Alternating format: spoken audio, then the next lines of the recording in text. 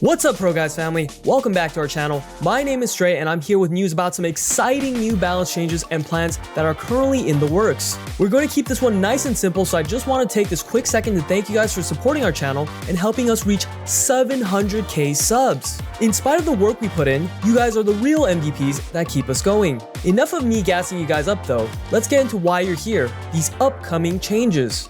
First up, let's talk about Pyke.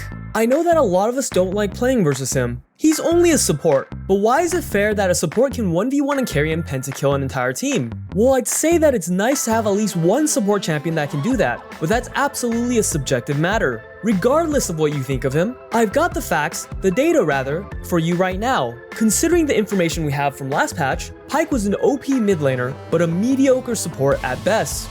His mid lane win rate was 53%, while his support win rate sat slightly below a subpar 49%. Pyke is definitely one of those champions where you could make a case that sitting below 50% is actually ideal. He's got a pretty high skill cap, explosive gameplay, and the ability to actually 1v5 teams. However, it does seem strange that a support is finding more success in a solo lane, so Riot has decided that they want to find a way to buff Pyke without making him oppressive in a solo lane.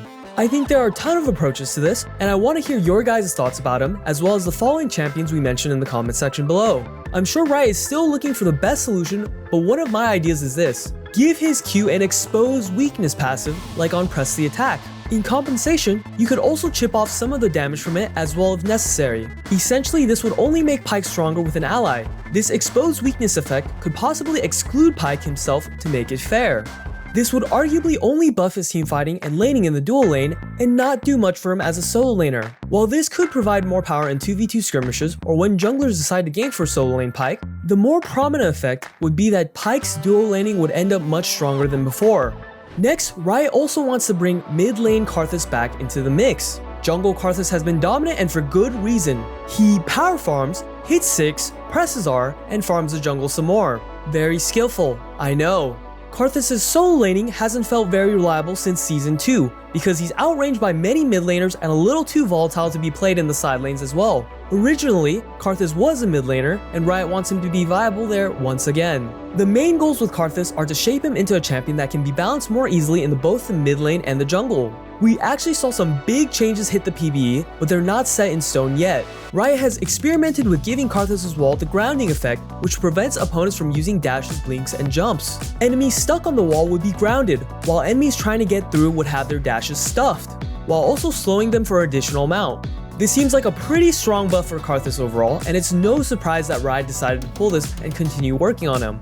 Another champion Riot wants to work on is Swain. The goal with Swain is to make him viable in high elo without breaking him in low elo. They also want him to better fit the battle mage archetype, an AP champion who thrives in close quarter combat. This is definitely a tricky one, as high elo players have a better idea of how to play against a short range champion. You outrange them or you kite them, waiting for favorable opportunities to fight instead. In lower elo, players are more willing to fight and may not be as well trained in utilizing range advantages. One potential change would be to give him some more utility. Utility wouldn't be as valuable in low elo, as what typically works there is having more damage, or at least more reliable damage. Perhaps working more with Swain's W, it could provide lingering vision, or he could receive some changes to better reward him for landing a combo.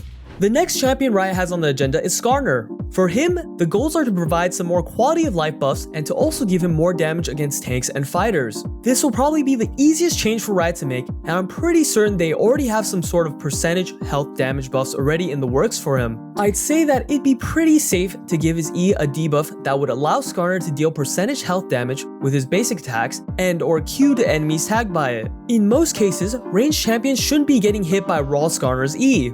The ones that do land are usually following up on any ult or the result of him using some sort of boost like Righteous Glory or even Chilling Smite. In any case, a carry without QSS getting hit by SKARNER ult is usually a dead one regardless. This, giving him percentage health damage, doesn't seem too out of hand. Of course, this would probably have to be a champion exclusive so that his clear speed doesn't get completely out of control. The final champion Riot is working on is TAHM KENCH. He's been a staple in pro play, but a rather weak one in solo queue. Extensive thoughts on him specifically are set to be released soon by Riot, so expect some more news on him in one of our videos in the near future. Ironically, the best way to do this is probably simplify him a little bit more. Yes, even more.